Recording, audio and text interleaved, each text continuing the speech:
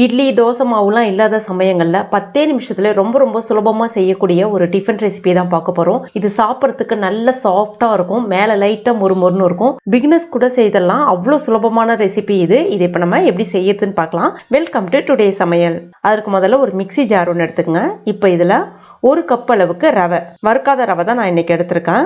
அடுத்ததான் 1/4 கப் அளவுக்கு கோதுமை மாவு. அடுத்ததான் ஒரு 3 பச்சை மிளகாய் உடைச்சி விட்டு சேர்த்துக்குங்க. அடுத்தது ஒரே ஒரு காஞ்ச மிளகாவும் உடச்சி விட்டுட்டு சேர்த்துக்குங்க. அடுத்ததாக 1/2 கப் அளவுக்கு தயிர், 2 இன்ச்சு சைஸில் இஞ்சி தோல் நீக்கிட்டு சேர்த்துக்குங்க. கூடவே ஒரு மீடியம் சைஸ் வெங்காயம் பொடிசாக கட் பண்ணினது. அடுத்ததாக துருகின கேரட் 1, தேவையான அளவுக்கு உப்பு சேர்த்துட்டு கொஞ்சமாக தண்ணி சேர்த்துட்டு இதை இப்போ நல்லா அரைச்சி எடுத்துக்கலாம். இப்போ பாருங்கள், நல்லா அரைச்சிட்டு வந்துட்டேன். இதை இப்போ நம்ம ஒரு மிக்சிங் பவுலில் சேர்த்துடலாம். கொஞ்சமாக கருவேப்பிலை இலைகள், கொஞ்சமாக கொத்தமல்லி இலைகள், ஒரு பாதி எலுமிச்சை பழம் விதை நீக்கிட்டு சேர்த்துக்குங்க. இப்போ இதை ஒரு தடவை நல்லா கலந்து விட்டுக்குங்க. அவ்வளோதான், மாவு ரெடி ஆயிடுச்சு.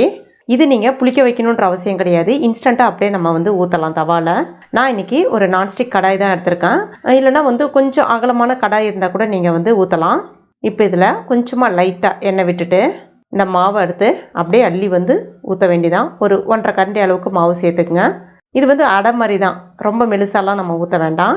நீங்கள் தோசைக்கல்லையும் ஊற்ற வைக்கலாம். இது கொஞ்சமாக எண்ணெய் சேர்த்துட்டு அப்படியே மூடி வச்சுருங்க. இப்போ பாருங்கள், ஒரு பக்கம் நல்லா சிவந்து வந்துருச்சு. இது அப்படியே நம்ம திருப்பி போட்டுடலாம். கொஞ்ச நேரம் இருக்கட்டும். இப்போ பாருங்கள், இந்த பக்கமும் நல்லா வெந்து வந்திருக்கு. அவ்வளோதான், சூப்பராக கொஞ்ச நேரத்திலே ரொம்ப சுலபமான ரவையை பயன்படுத்தி அடை செய்தாச்சு. இதுக்கு தேங்காய் சட்னி காம்பினேஷன் ரொம்ப அருமையாக இருக்கும். இல்லைனா கார சட்னியோடையும் தொட்டு சாப்பிட்லாம். நல்ல மேலே அப்படியே மொறுமொறுப்பாக இருக்கும், உள்ளே நல்ல ஸ்பான்ச்சியாக சூப்பராக இருக்கும். ரொம்ப டேஸ்ட்டாக இருக்கும். பிகினர்ஸ் என்ன டிஃபன் ரெசிபி செய்கிறது, டெய்லி இட்லி தோசை அப்படின்னு குழம்பி போயிருப்பீங்க. ஆனால் இந்த மாதிரி நீங்கள் ட்ரை பண்ணி பாருங்கள். ரொம்ப டேஸ்ட்டாகவும் இருக்கும், வேலையும் சுலபமாக முடிஞ்சிடும். சுவையான தக்காளி சட்னியும். அதற்கு முதல்ல ஒரு மிக்சி ஜாரில் 2 தக்காளி பழம், நல்ல பழுத்த தக்காளி பழம் இந்த சைஸில் எடுத்திருக்கேன். இதை நல்லா கட் பண்ணிவிட்டு மிக்சியில் சேர்த்துக்குங்க.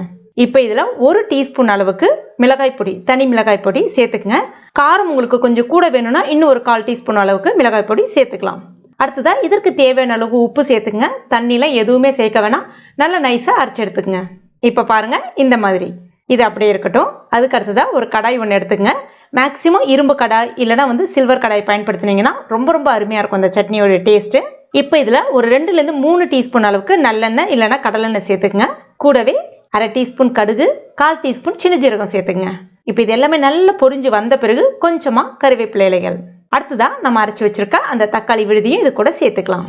இப்போ மிக்சியில் மட்டும் கொஞ்சமாக, அதாவது அந்த தக்காளி அரைச்சது ஒட்டியிருக்கோம் இல்லையா, அதில் கொஞ்சமாக ஒரு 1/2 கிளாஸ் அளவுக்கு தண்ணி சேர்த்துட்டு ஒரு முறை நல்லா கலந்துட்டு அதையும் சேர்த்துக்குங்க. நிறைய தண்ணியெலாம் எதுவும் சேர்க்காதீங்க, கொதிக்கிறதுக்கு நேரம் எடுத்துக்கும். இதே போதுமான அளவாக இருக்கும். சேர்த்துட்டு ஒரு முறை நல்லா கலந்து விட்டுக்குங்க. ஸ்டவ்வை மீடியம் ஃப்ளேமில் வச்சுக்கோங்க. இதை கொதித்து வர்றதுக்கு ஒரு 5 நிமிஷம் போல் எடுத்துக்கும். இப்போ பாருங்கள், நல்லா கொதித்து வந்துருச்சு. நம்ம ஊற்றின அந்த எண்ணெய் நல்லா பிரிஞ்சு வர ஆரம்பிச்சிடுச்சு. அவ்வளோதான், சுவையான தக்காளி சட்னியும் ரொம்ப சுலபமாக ரெடி ஆகிடுச்சு பாருங்கள். இதுவும் சாப்பிட்றதுக்கு அவ்வளோ அட்டகாசமாக இருக்கும். இட்லி தோசை சப்பாத்தியோடலாம் தொட்டு சாப்பிடும்போது ரொம்ப அருமையாக இருக்கும். ஈவன் இதை நீங்கள் தயிர் சாதத்தோட ஒரு சைட் டிஷ்ஷாகவும் தொட்டு சாப்பிட்லாம், அதை விட அருமையாக இருக்கும். கண்டிப்பாக நீங்கள் ட்ரை பண்ணி பாருங்கள். ட்ரை பண்ணிவிட்டு மறக்காமல் எனக்கு கமெண்ட் பண்ணுங்கள். இந்த வீடியோ பிடிச்சிருந்தா லைக் பண்ணுங்கள். உங்கள் நண்பர்கள் மற்றும் ஃபேமிலி மெம்பர்ஸ் கூட மறக்காமல் ஷேர் பண்ணுங்கள். மேலும் இது போன்ற டேஸ்டி ரெசிபிகளுக்கு நம்ம டுடே சமையலை இது வரைக்கும் நீங்கள் சப்ஸ்கிரைப் பண்ணாத நண்பர்களாக இருந்தீங்கன்னா உடனே சப்ஸ்கிரைப் பண்ணிங்க. கூடவே மறக்காமல் அந்த பெல் நோட்டிஃபிகேஷன் சிம்பிளி ப்ரெஸ் பண்ணிங்க. தேங்க்யூ.